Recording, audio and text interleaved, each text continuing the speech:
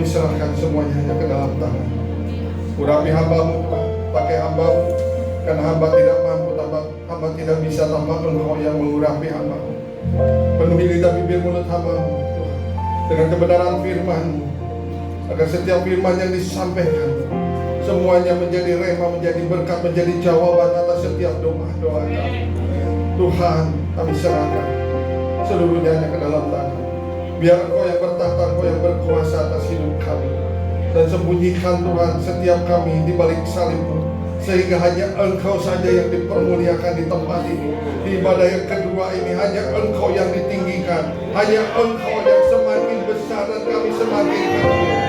Dan berikan telinga seorang murid kepada setiap kami untuk dengar-dengaran akan kebenaran firman-Mu Tuhan. Lembutkan hati kami, ubah paradigma kami untuk mengerti Tuhan apa yang menjadi panggilan bagi setiap kami. Terima kasih Tuhan Allah kami yang hidup. Kami siap menerima berkat rohani yang daripada-Mu. Kami siap diajar. Kami siap Tuhan untuk menyambut seluruh kebenaran firman-Mu. Terpuji-pujilah ya Allah kami yang hidup. Di dalam dan demi nama Tuhan Yesus Kristus kita yang siap diberkati oleh Tuhan. Haleluya, sama-sama katakan amin. Jangan duduk dulu, mari kita angkat Alkitab kita di tangan kanan kita, baik Alkitab secara buku maupun yang elektronik boleh kita angkat. Kita akan sama-sama deklarasikan firman Tuhan. Mari kita mendeklarasikan firman Tuhan ini dengan iman kita yang teguh, sehingga firman ini benar-benar nyata berkuasa dalam kehidupan kita.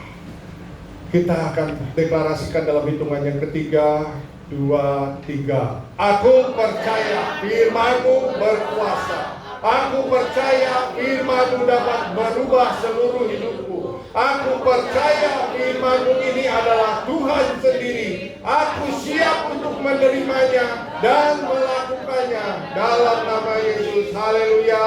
Amin. Silakan duduk Bapak Ibu Saudara yang terkasih. Shalom. Aduh, luar biasa. Jemaat GBWTC Cilegon selalu antusias. Amin. Sekali lagi shalom. Kita akan tetap masih ada di dalam serial Great Harvest yang diajarkan oleh senior pastor kita ya. Jadi kalau kita mau mengalami tuaian yang besar di tahun penuaian yang besar ini, kita harus menemukan panggilan yang Tuhan tetapkan kepada setiap kita. Makanya judul khotbah siang hari itu yaitu Find Your Calling. Artinya temukan panggilan setiap kita ya, yang dari Tuhan, sehingga kita bisa mengerjakan apa yang menjadi destiny-nya Tuhan. Saya percaya Bapak Ibu Saudara, kalau saya tanya siapa di sini yang asli orang Cilegon, paling hanya 1-2 orang saja. Betul nggak? Coba saya pengen tahu siapa yang lahir di Cilegon. Cuma 1, Pak Yanto doang. Asli, oh ada juga ibu asli orang Cilegon 2 ya. Tapi selebihnya kita ini pendatang ya, dari berbagai macam daerah disatukan di tempat ini, ada terhisap di wadah ini yang namanya GBI WTC Cilegon. Dan ini bukan suatu kebetulan Bapak Ibu Saudara. Artinya Bapak Ibu Saudara ada dikumpulkan di tempat ini, Tuhan punya destiny. Tuhan punya tujuan terhadap Bapak Ibu Saudara dan saya. Saya juga bukan orang Cilegon. Saya dari Bandung. Saya dibawa ke Serang waktu itu. Saya juga nggak ngerti kenapa kok saya bisa pindah dari Bandung ke Serang. Ya. Dan saya beribadah waktu itu di gereja lama saya di Kopassus. Ya. Terus diminta oleh Bapak rohani saya untuk jadi pendeta. Masih nggak ngerti kenapa harus jadi pendeta. Dengan polosnya, dengan lugunya saya ikut aja jadi pendeta. Ternyata setelah jadi pendeta, oh begini jadi pendeta itu ya. Tapi setelah semakin saya harus mengikuti Tuhan, bertumbuh di dalam kerohanian, lama-lama saya mengerti, oh ini loh panggilan Tuhan. Dari Serang Tuhan tempatkan saya di Cilegon. Sekarang Tuhan percayakan saya menjadi lead pastor di sini. ini ternyata tujuan Tuhan dalam kehidupan saya. Makanya Bapak Ibu Saudara juga, sekali lagi, kita ada di tempat ini bukan satu kebetulan, ya. Tapi Tuhan punya rencana, Tuhan punya tujuan terhadap Bapak Ibu Saudara dan saya. Oleh karena itu, temukan panggilan yang Tuhan tetapkan pada setiap kita. Yuk kita buka firman Tuhan di dalam Efesus 4 ayat yang pertama. Saya ingin semuanya membuka Alkitab kita ya. Nanti kita baca sama-sama Efesus 4 ayat yang pertama dan juga Efesus 2 ayat yang ke-10 ya. Efesus 4 dulu ayat yang pertama. Sudah ketemu Bapak Ibu Saudara? Amin. Amin. Kita akan baca sama-sama 2, 3. Sebab aku menasehatkan kamu, aku orang yang dipenjarakan karena Tuhan, supaya hidupmu sebagai orang-orang yang telah dipanggil berpadanan dengan panggilan. Garis bawahi ya. Orang-orang yang telah dipanggil berpadanan dengan panggilan. Rasul Paulus mengajarkan kepada Bapak, Ibu, Saudara dan saya bahwa setiap kita ya, supaya hidup setiap kita sebagai orang-orang yang telah dipanggil berpadanan dengan panggilan itu. Artinya kita harus bisa menyelaraskan hidup kita dengan panggilan yang sudah Tuhan tentukan bagi setiap kita. Yang mengerti katakan amin. Amin. Ya. Temukan ya, karena kita ini orang-orang yang sudah dipilih oleh Tuhan ya. Tuhan bukan iseng-iseng gitu, bawa kita dari Medan, dari Bandung, dari Jawa, dari mana kumpul di sini. Bukan, tapi Tuhan punya tujuan. Tuhan punya rencana. Tuhan punya destiny atas setiap saudara dan saya. Makanya oleh karena ini sekali lagi kita yang dipanggil harus berpadanan dengan panggilan itu ya. Dan saya berdoa semuanya saudara dan saya menemukan panggilan yang dari Tuhan ini. Katakan amin. Efesus 2 ayat yang ke-10. Sudah ketemu Bapak Ibu Saudara? Amin. Kita akan baca kembali 2, 3. Karena kita ini buatan Allah, diciptakan dalam Kristus Yesus untuk melakukan pekerjaan baik yang dipersiapkan Allah sebelumnya. Ia mau supaya kita hidup di dalamnya. Sekali lagi saya katakan firman Tuhan, karena kita ini buatan Allah, diciptakan dalam Kristus untuk melakukan pekerjaan. Saudara dan saya diciptakan oleh Kristus Yesus untuk melakukan pekerjaan baik. Pekerjaan baik atau perbuatan baik itulah yang disebut sebagai tujuan atau destiny hidup setiap kita. Dan tujuan ini Tuhan nyatakan kepada kita sebelum kita dibentuk atau sebelum kita dilahirkan. Makanya ada firman Tuhan, Tuhan membentuk kita pada saat, atau Tuhan menenun kita pada saat kita masih ada di dalam kandungan ibu kita. Jadi rencana Tuhan taruh kepada setiap itu pada saat atau sebelum kita dilahirkan, sebelum kita hidup ke dunia. Tuhan sudah merancang, Tuhan sudah menenun pada saat kita masih ada di dalam kandungan. Jadi sekali lagi temukan ya, temukan panggilan setiap kita. Saya butuh kursi, bukan untuk duduk ya, saya harus berdiri. Tapi ini ilustrasi yang sangat bagus yang disampaikan. Ini ada kursi, ini ada mic. Oleh orang yang menciptakan kursi dan mic ini tentunya sudah direncanakan terlebih dahulu. Betul nggak? Ya. Pertanyaannya, kursi dan mic ini dibuat dulu baru direncanakan tujuannya, atau ditetapkan dulu tujuannya baru dibuat? Ditetapkan tujuan. Ya? Ditetapkan dulu tujuannya baru dibuat. Setuju ya?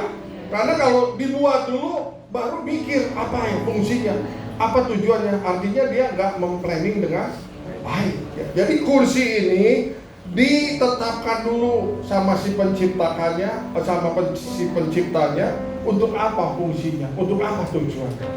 Baru setelah itu, setelah ditemukan, baru dibuka. Ya. Kursi dibuat dengan kakinya 4 supaya pada saat diduduki stabil, ya. Tidak jomplang ke depan, tidak jomplang ke belakang. Ya. Kalau coba kursinya bagus nih, kayaknya kakinya di depan aja 2. Pada saat didudukin pasti jomplang ke belakang. Begitu juga sebaliknya, akan jomplang ke depan. Jadi memang ini didesain, diciptakan atau ditetapkan tujuannya supaya berfungsi untuk diduduki. Baik yang beratnya 40 kilo, baik yang beratnya 60 kilo, 80 kilo maupun yang 100 kilo, ini bisa diduduki dengan kuat dan stabil.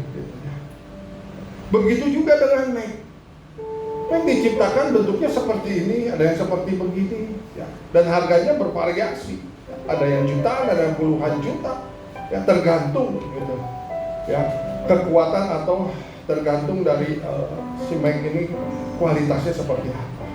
Tapi yang jelas pada saat Mac ini diciptakan, ini berfungsi supaya pada saat orang yang menggunakannya itu vokal atau suaranya itu bisa terdengar sampai jauh ke belakang. Atau kalau di ruangan terbuka, semua yang ada bisa mendengarkan apa yang orang itu katakan. Orang itu tidak perlu berteriak-teriak, ya, sampai lehernya tegang begitu, ya. Urat-urat di lehernya tegang, nggak perlu. Karena ada mic yang dirancang, yang dibuat dengan tujuan supaya vokalnya ini bisa sampai ke belakang. Ya. Jadi masing-masing punya tujuan. Begitu juga dengan Bapak Ibu Saudara, Tuhan telah menetapkan destiny hidup kita sebelum kita dibentuk. Dan jangan ada yang iri hati. Kenapa kok ada yang melayani di depan mimbar, ada yang melayani di belakang mimbar seperti para pendoa, ada juga yang di depan seperti pastor. Jangan iri hati, ya. Jangan kita, ya saya pengen pokoknya melayani, pengen di depan aja. Padahal di depan itu harus punya minimal suara itu yang cukup baik. Jangan ngomong aja fales, tapi pengen nyanyi di depan. Gimana jadinya gitu kan? Rusak semuanya, betul nggak? Ya. Yang nyanyi di sini, yang pemain musik bingung, yang kita mendengarnya juga apalagi gitu. Jadi sesuailah dengan karunia atau tujuan yang Tuhan berikan kepada setiap kita. Coba kalau kursi A, saya mah pengen jadi mic, ya. Maksakan diri pengen jadi mic, ya. Saudara-saudara yang terkasih, apa yang terjadi? Ya. Tidak sesuai dengan tujuannya. Ini juga kalau dipakai untuk jadi mic, nggak akan sampai ke belakang suaranya, vokalnya. Yang jelas dia menghalangi saya lagi saya ngomong. Ya. Begitu juga dengan mic. Mic pengen jadi kursi, bisa nggak didudukin? Bisa aja kalau dipaksain. Tapi mic-nya rusak, kita yang duduk juga sakit. Betul nggak? Ya. Suatu ketika mungkin itu ada Kak Emil tuh di belakang, ya. Mau nyambel, percaya nggak Kak Emil bisa nyambel? Enggak. Kenceng banget enggaknya. Ya saya nggak tahu bisa nggak nyambel, ya. Cuman setahu saya kalau Kak Emil nyambel nggak tahu rasanya kayak apa. Tiba-tiba pada saat mau nyambel Kak Emil, ulekannya nggak ada. Lihat dia ada mic. Ini mirip ulekan gitu kan. Dipakai aja buat ngerus sambal, bisa nggak? Bisa aja gitu kan. Tapi nggak sesuai dengan fungsinya, nggak sesuai dengan tujuannya. Apa cabai yang diulek juga belum tentu halus, ya. Yang jelas mic ini juga pasti rusak, ya. Jadi kalau tidak sesuai dengan tujuannya, tidak sesuai dengan destiny Tuhan, dipaksakan, maka akan merusak semuanya. Baik alatnya rusak maupun kita juga akan berdampak rusak juga, ya. Jadi mari kita temukan panggilan yang Tuhan taruh pada setiap kita sesuai dengan porsi atau sesuai dengan passion yang ada pada setiap kita. Dan kalau kita menemukan panggilan itu dan kita melakukannya dengan maksimal, ya, maka potensi yang ada pada diri kita ini akan keluar dengan maksimal, ya. Dan kita benar-benar bisa menjadi berkat untuk orang-orang yang ada di sekitar kita. Ya. Makanya sungguh luar biasa visi gereja kita. Gereja harus berdampak baik terhadap lingkungan yang kecil maupun terhadap kota atau bangsa. Ya. Kalau kita misalnya kapasitas kita baru bisa berdampak di keluarga, kerjakan aja itu secara maksimal. Suami bisa berdampak atas istri dan anak-anaknya, istri juga bisa berdampak atas keluarganya, anak-anak juga bisa berdampak terhadap orang tuanya. Maka kalau dikerjakan bersama-sama, keluarga ini akan menjadi keluarga yang luar biasa, ya, di keluarga yang diberkati oleh Tuhan. Tapi kalau misalnya gereja atau saudara dan saya bisa berdampak lebih besar lagi, kenapa enggak? Ya. Makanya kita berusaha, WTC Cilegon juga bisa berdampak untuk kota Cilegon. Amin. Setiap tahun kita selalu mengadakan bakso bersama dengan Hotel Grand Krakatau ini, supaya kita bisa berdampak atas kota Cilegon. Ya, hampir satu kecamatan kota Cilegon kita bagikan bakso, sembako ya untuk mereka. Ada beberapa kelurahan. Setiap tahun kita kerjakan. Apa yang kita bisa lakukan, kita lakukan. Semuanya secara maksimal. Sehingga kalau kita sudah mengeluarkan potensi secara maksimal, ya, kalau Pak Herdi bilang tanah yang paling mahal adalah tanah kuburan. Kenapa tanah kuburan menjadi tanah yang mahal? Karena di dalam kuburan itu banyak orang-orang yang belum mengeluarkan potensinya secara maksimal. Jadi sangat disayangkan. Padahal Tuhan punya tujuan, Tuhan punya destiny. Setiap kita harus mengeluarkan potensi yang ada pada kita. Amin, Bapak Ibu Saudara. Amin. Ya, jadi ingat Bapak Ibu Saudara, dirancang Tuhan itu dengan potensi yang besar. Dan kalau kita tidak mampu, kita bisa minta tolong Allah Roh Kudus untuk bisa bekerja sama dengan kita, sehingga kita bisa melakukan perkara-perkara yang ajaib, perkara-perkara yang besar. Karena memang Tuhan rancang kita dengan potensi yang sangat besar. Ya. Nah, John Piper mengatakan di sini, sebelum kamu lahir, Tuhan telah menenun hidupmu dalam rencana ilahi. Jadi setiap kita yang lahir punya tugas, punya tujuan yang harus dikerjakan oleh Bapak Ibu Saudara atau diselesaikan oleh Bapak Ibu Saudara. Tuhan punya rencana dan kita punya tugas, punya tujuan mengerjakan. Ya. Tuhan mau bekerja sama kita dengan Tuhan supaya apa yang menjadi tujuan Tuhan itu bisa tercapai. Kita akan masuk lebih dalam lagi ya. Apa itu yang dimaksud dengan destiny ilahi? Destiny ilahi adalah jalan hidup yang didesain Tuhan untuk membangun kerajaan Allah di muka bumi. Jadi saudara dan saya didesain Tuhan untuk membangun kerajaan Allah di muka bumi. Ya. Saya di WTC Cilegon ini saya punya kerinduan agar di dalam setiap departemen semuanya semakin baik, semakin bertumbuh. Haleluya. Dan saya mau bekerja sama dengan teman-teman sepelayanan di tempat ini supaya kita memiliki pemahaman yang sama, ya, kita bisa bergandengan tangan bersama-sama untuk mengerjakan apa yang menjadi tujuan Tuhan. Saya pengen di departemen anak, guru-guru sekolah minggu, di Kersel, semua ketua-ketua Kersel, di musik, di doa, di departemen WOE, departemen diakonia, departemen ibadah, semuanya bertumbuh. Bahkan saya rindu semua jemaat juga bertumbuh kerohaniannya. Ya. Karena ini yang menjadi visi gereja. Ya. Makanya saya akan mencoba bagaimana supaya setiap departemen itu semakin hari semakin baik, dipimpin oleh orang-orang yang benar-benar mumpuni. Ya.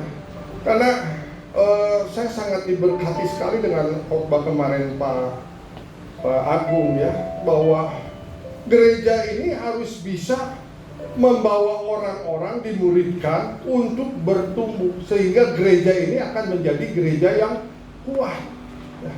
Kalau gereja ini hanya dibangun untuk supaya kumpul-kumpul aja, ibadah seperti biasa saja, maka gereja ini cuman ya besar sih besar karena ada dana atau uang yang orang gelontorkan untuk membangun gereja, tapi tidak dimuridkan dan jemaatnya tidak bertumbuh di dalam kerohanian, tidak menemukan calling yang Tuhan taruhkan, tidak menemukan tujuan atau destiny yang Tuhan taruh. Ya.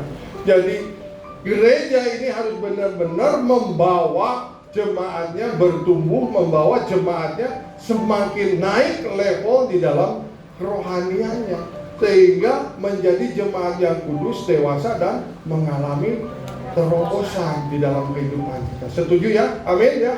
Kita harus bertumbuh, kita harus mengupgrade semuanya ya. Sehingga apa yang menjadi desain Tuhan di dalam kehidupan kita untuk membangun kerajaan Allah di muka bumi ini, kalau kita kerjakan dengan sungguh-sungguh, kalau kita kerjakan dengan taat, maka kita akan mengalami yang pertama, pemeliharaan secara ilahi. Bapak Ibu Saudara mau dipelihara oleh Tuhan? Amin. Kalau Tuhan memelihara hidup kita, kita akan merasa aman. Amin. Kita akan merasa nyaman. Karena Allah yang berkuasa di langit, di bumi, dan di bawah bumi, itu yang memelihara kita. Mungkin kita ada dalam masalah, mungkin kita ada dalam pergumulan, tapi kalau kita percaya bahwa Allah yang memelihara kita, maka masalah atau pergumulan ini akan kita serahkan kepada Tuhan, dan Tuhan yang bekerja atas kita menyelesaikan setiap pergumulan dan masalah. Makanya kenapa kita harus terus naik di dalam kerohanian kita sampai kita mengerti, percaya dengan sungguh-sungguh bahwa Allah kita Allah yang memelihara kehidupan kita, sehingga tidak ada lagi kekhawatiran, tidak ada lagi ketakutan. Walaupun kita menghadapi masalah, tapi damai sejahtera itu terus ada pada setiap kita, karena kita percaya Tuhan yang memelihara hidup kita. Amin. Nah, saya coba bertanya di sini, siapa yang punya peliharaan di rumahnya? Baik kucing, baik anjing, ada? Ada beberapa orang ya yang memelihara anjing atau kucing. Ya. Nah, anjing atau kucing ini mikirin nggak? Aduh, pagi-pagi saya sarapan apa ya? Atau sore hari kita dikasih makan apa ya? Saya percaya ya, kita yang sebagai orang yang memelihara ya, kucing atau anjing itu, kita sudah nyiapkan makanan. Pagi-pagi kita siapkan. Oh, nanti sore kita siapkan juga makanan dan minuman. Apalagi Allah kita yang luar biasa dahsyat. Kalau Allah kita yang memelihara, kita nggak perlu lagi ada ketakutan. Walaupun masalah ada, karena Allah kita yang sanggup dan mampu menyelesaikan apapun, katakan apapun, pergumulan masalah kita. Karena Dia Allah yang dahsyat, Allah yang luar biasa. Amin. Nah, yang kedua, kalau kita melakukan apa yang menjadi desain Tuhan terhadap kita, ya, maka kita juga akan mendapatkan perlindungan secara ilahi bagi setiap kita. Wow, katakan wow. Kalau Allah yang melindungi, menaungi kita, kemanapun kita berjalan, kita nggak perlu takut.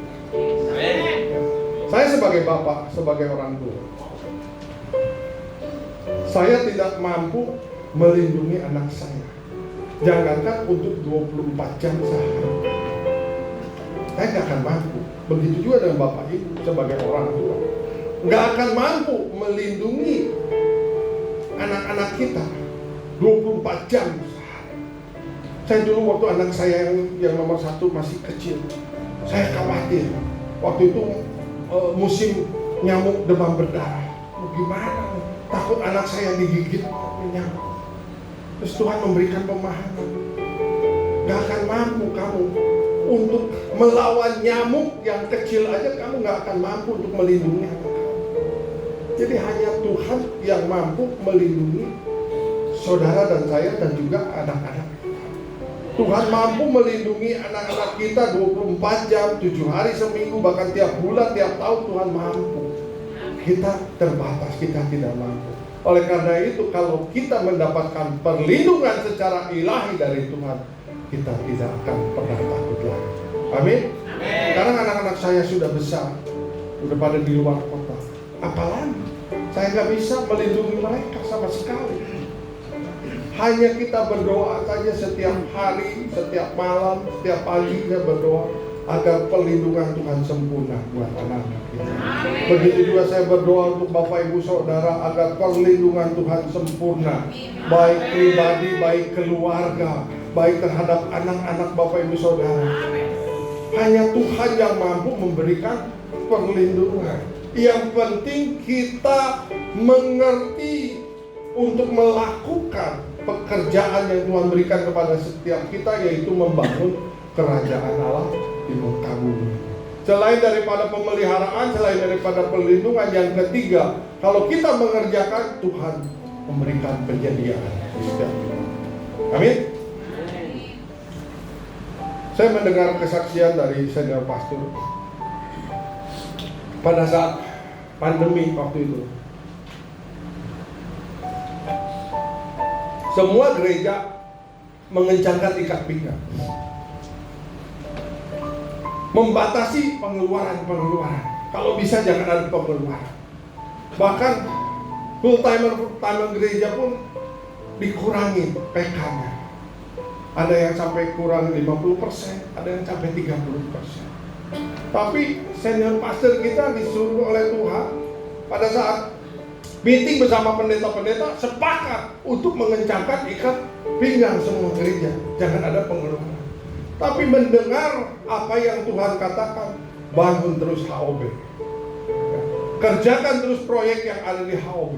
Bukan cuma 1 proyek, 2 proyek, tapi 5 proyek sekaligus harus dikerjakan. Secara manusia, senior pastor kita mikir, duitnya dari mana? Orang gereja tutup. Ya, gereja mendapatkan keuangan tentunya dari Bapak Ibu Saudara sebagai jemaat. Kita tidak menutupi bahwa gereja juga butuh uang untuk biaya operasional. Di tempat ini pun setiap bulan kita harus mengeluarkan kurang lebihnya 50 juta untuk kita bisa beribadah, sewa tempatnya, segala sesuatunya, PK daripada hamba-hamba Tuhan. Dan ini didapat dari Bapak Ibu Saudara semua. Apalagi disuruh membangun proyek di masa pandemi, di masa gereja tidak ada aktivitas. Semua gereja harus tutup, tidak boleh ada ibadah. Dari mana hasilnya? Secara logikanya, waduh, bagaimana? Tapi karena senior pastor kita sudah berkali-kali mengalami pengalaman pribadi dengan Tuhan, dia mengerjakan tadi, dia taat saja apa yang diperintahkan Tuhan. Ternyata 5 proyek itu bisa dikerjakan, diselesaikan dengan baik. Kenapa? Karena ada penyediaan dari Tuhan. Entah dari mana itu uang bisa masuk, nggak mengerti, ya, nggak masuk di dalam logika kita. Tiba-tiba ada yang nyumbang sehingga proyek yang untuk Tuhan itu bisa selesai dengan baik. Yang penting apa? Yang penting kita mengerjakan sesuai dengan destiny-nya Tuhan. Ada banyak orang-orang Kristen yang tidak dijawab doa-doanya. Bukan tidak dijawab secara ini, ya, mungkin udah bertahun-tahun berdoa tetapi belum ada jawaban. Kenapa? Karena dia berdoa hanya untuk kepentingan pribadi saja. Tuhan ingin supaya setiap kita kalau berdoa itu untuk pekerjaan Tuhan dulu, untuk membangun kerajaan Allah dulu di muka bumi. Masalah kepentingan kita, keperluan kita, kebutuhan kita, Tuhan sudah tahu. Tuhan pasti mencukupkan. Amin. Kalau kita mengerjakan dulu apa yang Tuhan mau untuk membangun kerajaan, Tuhan pasti, katakan pasti, pasti memberkati juga kebutuhan Bapak Ibu Saudara. Amin. Jadi kemudian dulu buat Allah kita yang bahagia. Jadi jangan takut ya. Wah, mana saya mengerjakan dulu? Saya juga punya kepentingan, saya juga punya pekerjaan. Tapi ayo kita berpikir, kita percaya bahwa kalau kita didesain untuk menemukan panggilan Tuhan dan kita punya tujuan untuk melakukan pekerjaan Tuhan, dan Tuhan juga pasti menyediakan, memberikan perlindungan dan memelihara saudara dan saya. Amin. Ya. Nah, kalau ini semua dirangkum tadi ya, kita melakukan tujuan Tuhan, maka kita akan menemukan panggilan Tuhan. Ya.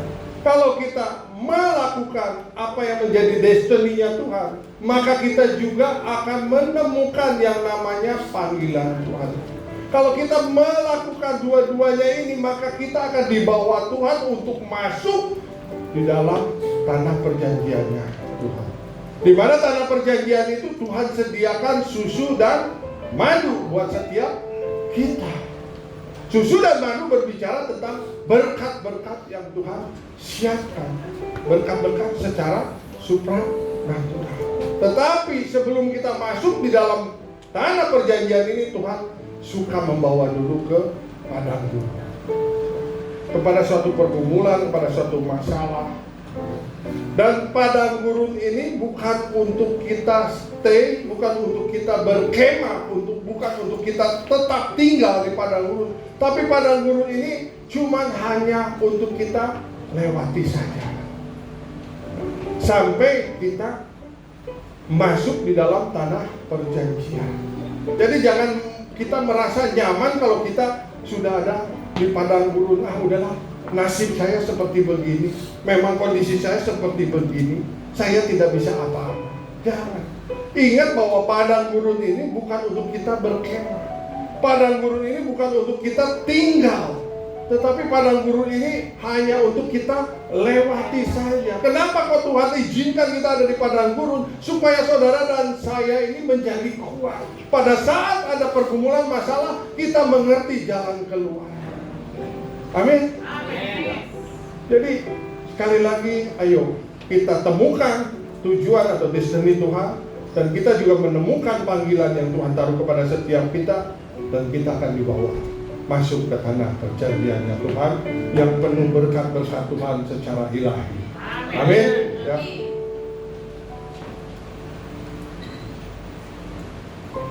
Paulus mengatakan bahwa tragedi yang terbesar di dalam hidup ini bukan kematian. Kematian itu sudah pasti, Bapak Ibu Saudara. Setiap kita pasti akan mengalami kematian. Pada waktunya, pada saatnya kita sudah selesai mengerjakan tugas kita di bumi ini, Tuhan akan panggil kita. Cuma waktunya kapan. Jadi tragedi yang besar ya di dalam hidup ini bukan kematian ya. Tapi tragedi yang besar di dalam hidup kita ini adalah kalau kita tidak menemukan tujuan ilahi yang Tuhan mau kita kerjakan. Itu tragedi yang besar ya. Kita tidak menemukan tujuan Tuhan, kita tidak mengerti tujuan Tuhan, kita tidak menemukan panggilan Tuhan ya. Saya berdoa semua jemaat PTC Cilegon semua menemukan panggilannya.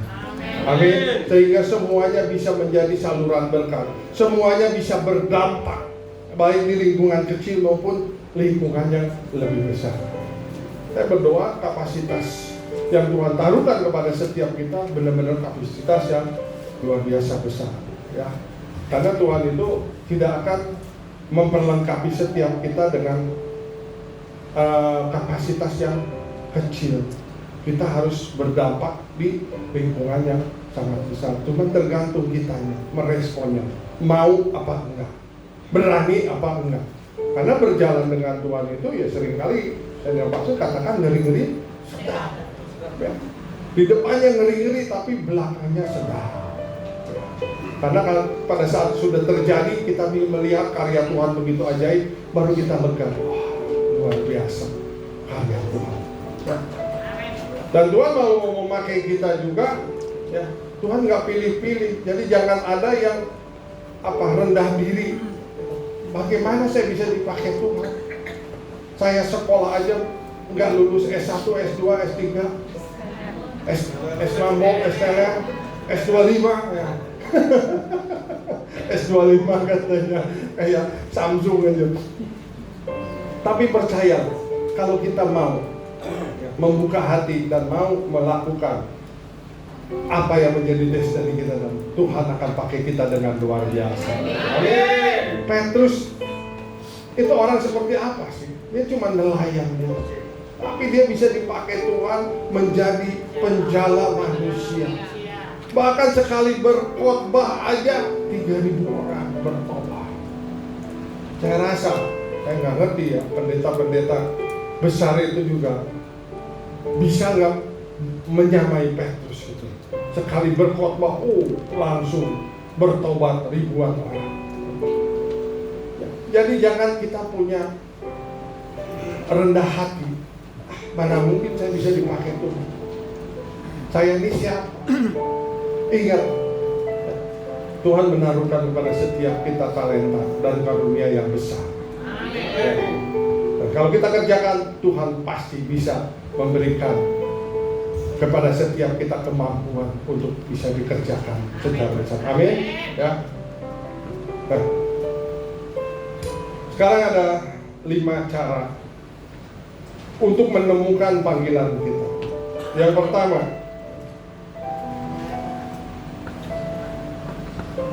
di sini yang pertama yaitu personal spiritual growth. Artinya kita bisa menemukan panggilan melalui pertumbuhan rohani pribadi kita. Pada saat saya dulu nggak ngerti apa sih rencana Tuhan, terus saya belajar kebenaran firman Tuhan, kerohanian saya semakin hari semakin naik. Maka, ini loh panggilan Tuhan terhadap saya. Ternyata lama-kelamaan pada saat kita bertumbuh di dalam kerohanian kita baru mengerti. Ini tujuan Tuhan, ini rencana Tuhan di dalam kehidupan kita. Contohnya seperti begini. Kalau kita misalnya tersesat di satu hutan yang sangat lebat, ya, kita sampai nggak ngerti kemana ini jalan keluar di dalam hutan. Tapi kalau kita punya alat yang namanya drone, ya, Bapak Ibu Saudara, ya, yang punya drone, kita naikkan drone ini dengan kamera yang ada pada kita.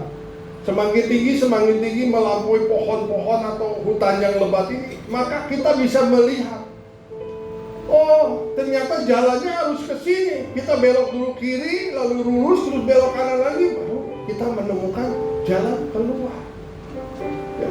Dengan bantuan drone ini yang terus naik semakin tinggi, sehingga pandangannya akan semakin jauh. Begitu juga dengan kerohanian kita, kalau semakin naik, semakin tinggi, kita akan punya pandangan lebih jauh lagi, sehingga kita bisa menemukan jalan keluar atau menemukan apa sih panggilan kita yang harus kita kerjakan.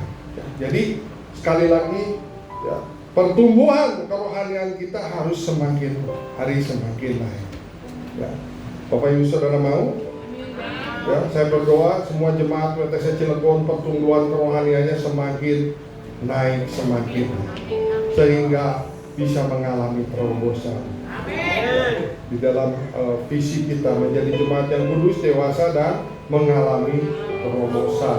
Kalau kita semakin naik kerohanian kita akan semakin dewasa di dalam kerohanian. Jadi kalau menyikapi, ya, orang-orang yang ada di sekitar kita pun, kita akan semakin dewasa, semakin tidak mudah marah, tidak mudah iri hati, ya.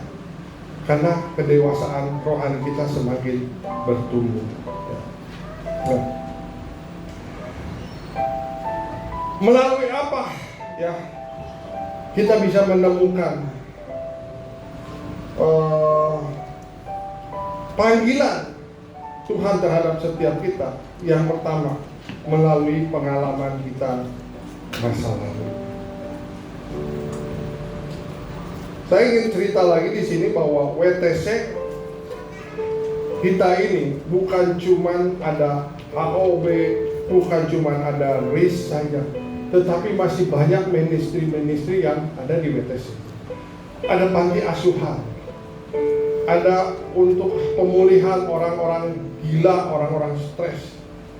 Ada juga menyekolahkan anak-anak yang kurang mampu, yaitu Indonesia Cerdas. Ada juga ministry yang bedah rumah untuk membangun rumah orang-orang yang benar-benar sudah mau ambruk, dan orang yang punya rumah itu nggak mampu untuk membangun rumah. Itu ada ministry-ministry seperti itu di WSTC. Nah, saya mau bercerita di sini tentang panti asuhan. Saya sudah berkali-kali ke panti asuhan ini, adanya di lokasinya di Cisauk juga. Ya. Nama panti asuhannya adalah Brikuhan. Panti asuhan ini dikoordinir oleh yang namanya Ibu Ice dan Pak Yohanes, suami istri.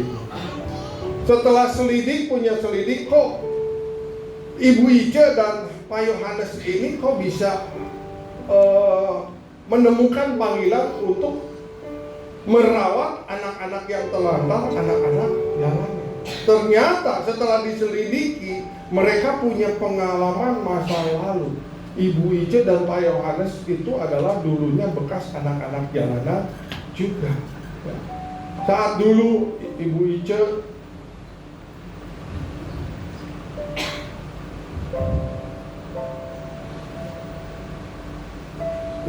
ini pernah aborsi, dan Pak Yohanes juga, yang namanya Yohanes, tapinya dia juga bekas anak jalanan, bekas preman. Makanya dari pengalaman seperti itulah Tuhan bisa panggil Ibu Ice dan Pak Yohanes untuk mengurus anak-anak jalanan yang ada. Kalau anak-anak jalanan yang ada, kalau diserahkan kepada Ibu Ice, dirangkul oleh Ibu Ice, maka anak-anak jalanan itu akan menjadi anak-anak yang nurut, anak-anak yang bisa menemukan gitu jalan kebenaran yang dari Tuhan. Suatu ketika ada suami istri yang mau coba-coba. Dia punya anak 3, anak kandung. Lalu dia mengambil 2 anak jalanan, dibawa ke rumah. Dia bersihkan, dia kasih pakaian yang bagus ya. Tetapi apa yang terjadi 2 minggu kemudian? Bukan anak jalanan ini berubah menjadi anak rumahan, ya, anak-anak yang baik, tetapi malah anaknya yang 3 ini yang berubah menjadi kayak anak jalanan. Sampai akhirnya suami istri itu, aduh, saya nggak tahan lagi. Kenapa anak saya yang dulunya baik-baik, 3 orang ini kok bisa berubah menjadi kayak anak jalanan? Karakternya jadi kayak anak jalanan. Karena apa? Karena orang tua ini, suami istri ini bukan punya passion untuk mengurus anak-anak jalanan. Kalau Ibu Ice sekali rangkul aja anak jalanan ini, dia berkata, sebelum lu jadi kadal, gua ini udah jadi buaya. Buaya sama kadal besar mana? Wah, buaya. Ya. Jadi anak jalanan itu ya mau. Jadi sebelum dia mengerti ya, Ibu Ice dan Pak Yohanes itu udah di jalan dulu, di jalanan dulu gitu kehidupannya. Jadi dia tahu persis. Ya. Akhirnya suami istri ini menyerahkan ke Ibu Flora, Bu, tolong saya udah nggak tahan. Ini anak jalanan ini jadi mempengaruhi anak-anak saya. Lalu Ibu Flora bawa 2 anak itu ke Ibu Ice. Sampai di sana cuma cukup dirangkul aja sama Ibu Ice. Ingat ya, sebelum lu jadi kadal, gua sudah jadi. Dan apa yang dikerjakan ya? Setelah itu, anak-anak jalan menjadi anak-anak yang nurut. Karena memang passionnya Ibu Ice dan Pak Yohanes itu untuk mengurus anak-anak jalanan. Makanya Bapak Ibu Saudara jangan berani-berani, jangan coba-coba ngambil orang gila di jalanan untuk bisa diwaraskan. Boro-boro orang gila jadi waras, malah yang waras bisa jadi. Karena bukan panggilannya, bukan passionnya. Jadi kita ini harus mengerjakan apa yang menjadi passion kita, apa yang menjadi panggilan kita. kita. Baru kita bisa berdampak, baru kita bisa menjadi berkat buat orang-orang yang di sekitar kita. Amin, Bapak Ibu Saudara. Nah, apalagi yang bisa supaya kita menemukan panggilan? Yang kedua, perasaan yang diciptakan oleh Tuhan. Sebagian besar orang-orang bisa menjadi hamba Tuhan itu karena dia punya perasaan dulunya orang yang suka mengasihi, orang yang murah hati, orang yang baik, yang bisa Tuhan pakai untuk bisa merangkul jemaat-jemaat. Enggak mudah loh untuk menjadi gembala, cuman itu harus benar-benar dulunya memang orang-orang yang begitu perhatian terhadap orang-orang di sekitarnya sebelum dia menjadi gembala. Jadi perasaan masa lalu itulah yang Tuhan bawa supaya kita menemukan panggilan. Coba kalau kita dulunya bukan punya perhatian terhadap orang-orang atau lingkungan, mungkin nggak bisa jadi gembala, ya. Karena segala sesuatu, ya, pelayanan kita memang harus di belakangnya kita pernah mengalami dulu. Ya. Jadi untuk menemukan panggilan bukan cuma cukup dengan pengalaman kita masa lalu, bukan juga cukup untuk dengan perasaan kita di masa lalu, tetapi juga ada kesalahan dan penderitaan yang kita alami di masa lalu. Contohnya tadi Ice dan Pak Yohanes itu ada kesalahan di masa muda yang mereka kerjakan, yang mereka lakukan. Ada penderitaan yang dialaminya di masa lalu, sehingga dia pada saat bertobat dan menemukan panggilan Tuhan, dia bisa mengerjakannya dengan optimal, dia bisa mengerjakannya dengan maksimal, sesuai dengan potensi yang ada pada setiap kita. Amin, Bapak Ibu Saudara. Ya, saya nggak bisa melanjutkan karena waktunya juga sudah habis, ya. Harus perjamuan kudus juga, dan kita juga mendoakan juga orang-orang yang ulang tahun di bulan Juli, sama yang kalau ada yang awal Agustus juga boleh nanti maju. Nah, ini ada satu statement lagi yang quote dari Bill Johnson yang mengatakan panggilanmu bukanlah sesuatu yang kamu kejar, melainkan sesuatu yang terungkap seiring kamu bertumbuh dalam Kristus. Jadi Tuhan mengungkapkan, Tuhan membukakan, oh panggilanmu itu di sini seiring dengan naiknya level kerohanian hidup kita. Amin. Jadi kenapa kita harus bertumbuh kerohanian kita? Supaya kita menemukan panggilan Tuhan terhadap setiap kita. Ya, saya rasa Tuhan Yesus memberkati kita semua, dan saya berdoa semuanya menangkap apa yang menjadi message dari Bapak Gembala kita dalam panggilan setiap kita, ya, sehingga kita bisa mengerjakannya secara optimal, ya, dan maksimal. Kita akan masuk dalam perjamuan kudus. Perjamuan kudus ini diperuntukkan buat setiap kita yang sudah dibaptis atau yang sudah berusia di atas 12 tahun. Bagi anak-anak yang belum usianya 12 tahun tidak dianjurkan untuk mengambil perjamuan kudus. Namun kalaupun kita belum dibaptis tapi sudah di atas 12 tahun dan kita percaya bahwa Yesus Kristus adalah Tuhan, boleh mengambil perjamuan kudus ini. Apakah Bapak Ibu Saudara sudah mendapatkan anggur dan roti? Kalau belum, boleh angkat tangan. Kalau belum, boleh angkat tangan. Nanti pengerja akan melayani, ya. Kita angkat pujian. Bersama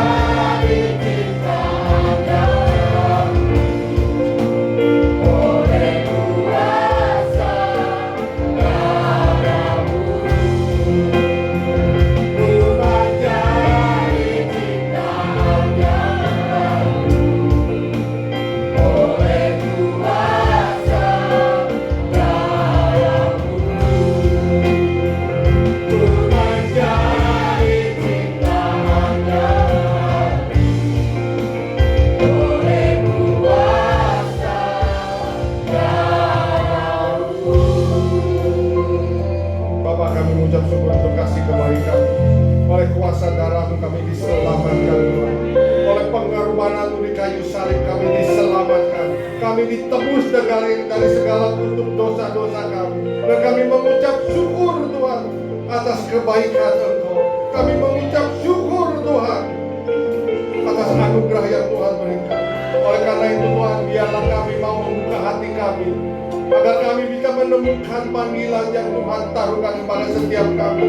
Dan kami mengerjakan destiny Tuhan, tujuan yang Tuhan mau di dalam kehidupan kami. Sehingga setiap kami boleh masuk di dalam tanah perjanjian. Kami menikmati berkat-berkat-Mu Tuhan. Kami boleh ada Tuhan dalam keamanan, dalam perlindungan yang sempurna yang daripada-Mu Bapa. Terima kasih Tuhan Yesus.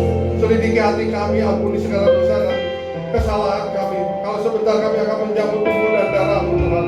Segala dosa perkataan, perbuatan maupun dosa pikiran kami mohon ampun Tuhan. Kami patahkan semuanya di dalam nama Tuhan Yesus Kristus.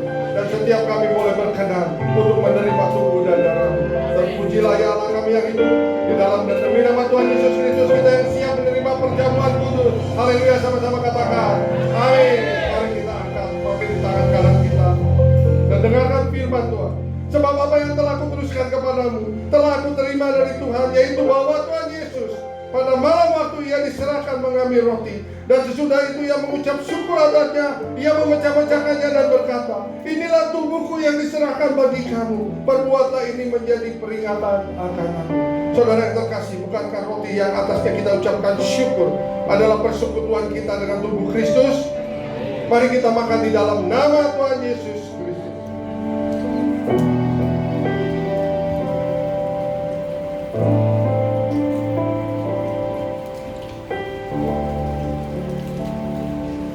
Kita angkat cawan kita, tangan kanan kita tinggi-tinggi. Kembali dengarkan firman Tuhan. Demikian juga ia mengambil cawan sesudah makan, lalu berkata, cawan ini adalah perjanjian baru yang dimeteraikan oleh darahku. Perbuatlah ini setiap kali kamu meminumnya menjadi peringatan akan aku. Saudara terkasih, bukankah cawan yang atasnya kita ucapkan syukur adalah persekutuan kita dengan darah Kristus? Mari kita minum di dalam nama Tuhan Yesus Kristus. Angkat kedua tangan kita, katakan terima kasih Tuhan. Terima kasih Bapa, segala kebaikan untuk kehormatan. Terima kasih, terima kasih, terima kasih Tuhan atas kebaikan-Mu. Terima kasih Bapa untuk semua pengorbanan-Mu. Terima kasih Tuhan yang menyelamatkan setiap kami. Terima kasih. Terima kasih. Terima kasih. Terima kasih. Yesusku, terima kasih. Yesusku, puji syukur hanya bagi Tuhanku. Terima kasih. Yesusku, terima kasih. Yesusku, puji syukur hanya bagi Tuhanku. Terima kasih. Yesusku, terima kasih. Yesusku, puji syukur hanya bagi Tuhanku. Terima kasih. Yesusku, terima kasih. Yesusku, puji syukur hanya bagi Tuhanku. Puji syukur hanya bagi Tuhanku. Puji syukur hanya bagi Yesus. Puji syukur hanya bagi Yesus.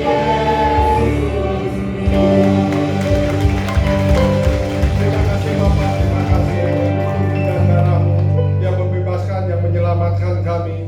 Tuhan, kami percaya tubuh dan darah-Mu itu yang menyembuhkan segala sakit penyakit kami, yang membebaskan segala pergumulan pergumulan masalah kami. Kami percaya di dalam nama Tuhan Yesus Kristus ada kuasa, ada mujizat terjadi, sehingga setiap kami dimerdekakan Bapa. Karena kami percaya firman-Mu mengatakan Engkau yang memegang kami dengan tangan kanan, membawa kami kepada kemenangan, membawa kami kepada anugerah demi anugerah. Apapun yang menjadi keperluan kami, Tuhan sediakan Tuhan. Kami percaya di dalam nama Tuhan Yesus Kristus. Terima kasih Tuhan, terima kasih Bapa. Terpuji-pujilah ya Allah kami yang hidup.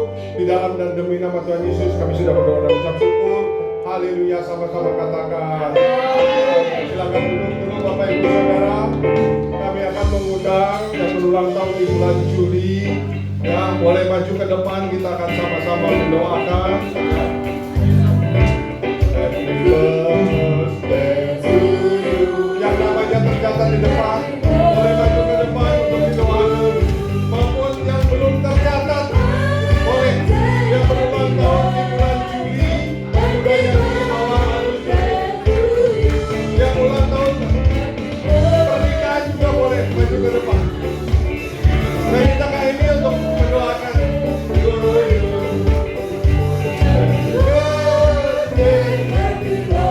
Yang ulang tahun pernikahan boleh maju ke depan. Nanti didoakan.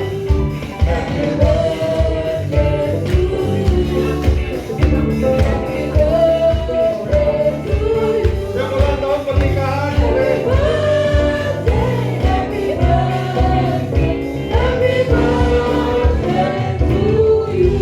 Ada lagi Bapak Ibu Saudara yang berulang tahun di bulan Juli, ayo jangan malu-malu. Kita akan mendoakan bersama-sama ya. Yang berulang tahun pernikahan juga boleh maju ke depan ya.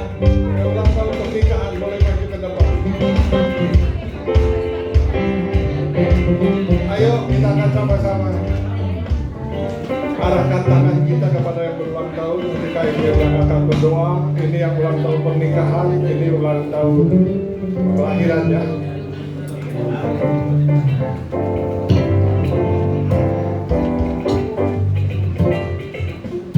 Yuk kita sama-sama arahkan tangan kita, sama-sama kita mendukung dalam doa. Haleluya. Tuhan Yesus, kami sungguh mengucap syukur Tuhan untuk anugerah-Mu Tuhan yang begitu luar biasa di dalam kehidupan kami. Terima kasih Tuhan untuk kehadiran-Mu di tengah-tengah kami Tuhan pada siang hari ini di dalam ibadah kami. Kami sungguh bersyukur untuk kebenaran firman-Mu Tuhan yang begitu luar biasa. Bapa, pada siang hari ini kami datang di hadapan-Mu. Kami menyerahkan setiap hamba-hamba-Mu Tuhan. Terima kasih kalau di dalam bulan Juli Tuhan tambahkan 1 tahun Tuhan di dalam kehidupan Pak Erwin Tuhan, dalam kehidupan mamanya Gohan, di dalam kehidupan Pak Bambang Tuhan, Pak Yanto dan papanya Vicky Tuhan. Kami sungguh bersyukur kepada Engkau ya Bapa. Kami sungguh melihat campur tangan-Mu Tuhan yang begitu luar biasa di dalam kehidupan anak-anak-Mu Tuhan, dalam keseharian mereka, dalam rutinitas Tuhan, di dalam keluarga, di dalam pekerjaan, di dalam usaha, di dalam bisnis Tuhan. Kalau hari-hari kemarin Tuhan menuntun mereka luar biasa Tuhan, kami percaya mulai hari ini sampai seterusnya Tuhan, Engkau juga akan menyertai mereka dengan berkat-berkat yang terbaik Tuhan yang daripada Engkau ya Bapa. Bahwa setiap hamba-hamba-Mu untuk lebih dekat dengan Engkau Tuhan, lebih mengenal pribadi-Mu, lebih bergantung Tuhan sepenuhnya kepada Engkau ya Bapa. Dan apa yang menjadi destiny Tuhan di dalam kehidupan hamba-hamba-Mu Tuhan, itu benar-benar boleh terjadi dan nyata.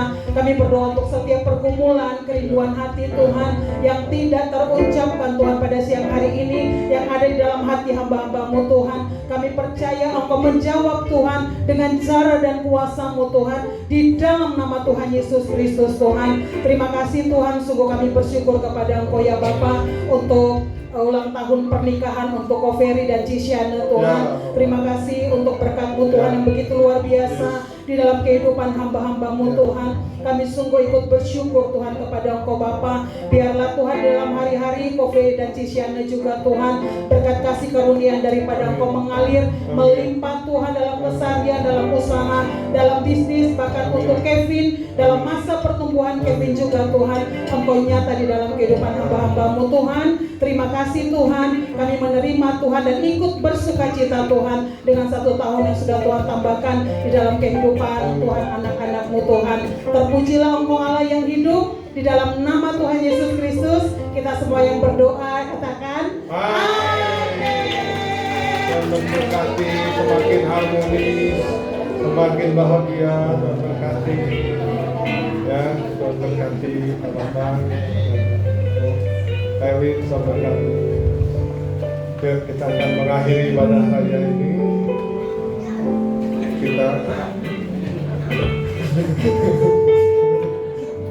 Kita akan sama-sama berdoa. Ya, saya undang semua untuk bangkit berdiri. Ya, kita akan mengakhiri ibadah raya ini. Oh, haleluya, Bapak. Terima kasih Tuhan Yesus Kristus untuk pimpinan-Mu, penyertaan-Mu. Terima kasih untuk urapan, terima kasih untuk kelawatan-Mu, Tuhan. Kami percaya bahwa Engkau adalah Allah yang maha hadir, Tuhan. Engkau ada di tengah-tengah kami. Oleh karena itu terus kedahkan tangan-Mu atas setiap kami. Urapi sebelum kami pulang, Tuhan, ke tempat kami masing-masing beraktivitas. Tuhan yang terus mengurapi setiap kami. Tuhan yang terus menjagai kami, melindungi kami, memberkati setiap kami, Bapa. Ini kami, umat-Mu. Ini kami, anak-anak-Mu, Bapa. Kami serahkan seluruh kehidupan kami hanya ke dalam tangan. Biarlah setiap kami menemukan panggilan-Mu, Tuhan. Setiap kami melakukan apa yang menjadi destiny di dalam kehidupan kami, Bapa. Sehingga nama-Mu semakin dimuliakan. Sehingga nama-Mu, Tuhan, semakin diagungkan. Dan kerajaan-Mu semakin, Tuhan, semakin hari semakin kerajaan-Mu, Tuhan, semakin kami boleh membangunnya di kota Cilegon ini. Karena kami percaya Engkau yang mempersatukan kami. Kami percaya Engkau punya tujuan atas setiap kami. Bapak, sebentar kami akan pulang, Tuhan. Tibakan kami dalam kondisi perlindungan yang sempurna daripada-Mu. Tidak kekurangan suatu apapun juga, Tuhan. Dan sebelum pulang, biarlah berkat-Mu menyertai kami. Kami siap menerima berkat yang daripada-Mu. Mari arahkan hati, angkat kedua tangan kita. Tuhan memberkati Engkau dan melindungi Engkau. Tuhan menyinari Engkau dengan wajah-Nya dan memberikan Engkau kasih karunia. Tuhan menghadapkan wajah-Nya kepadamu dan memberikan Engkau damai sejahtera. Sekala pulang dan terimalah berkat yang terbaik dari Allah Bapa di surga. Kasih yang sempurna dari Tuhan Yesus Kristus, persekutuan yang indah dan manis bersama Allah Roh Kudus, dari mulai sekarang sampai kedatangan Tuhan yang kedua kalinya, bahkan sampai selama-lamanya, di dalam dan demi nama Tuhan Yesus Kristus. Kita yang diberkati oleh Tuhan. Haleluya, sama-sama katakan amin. Selamat siang, selamat hari Minggu. Tuhan Yesus Selamat hari memberkati. Minggu Bapak Ibu Saudara. Sampai bertemu minggu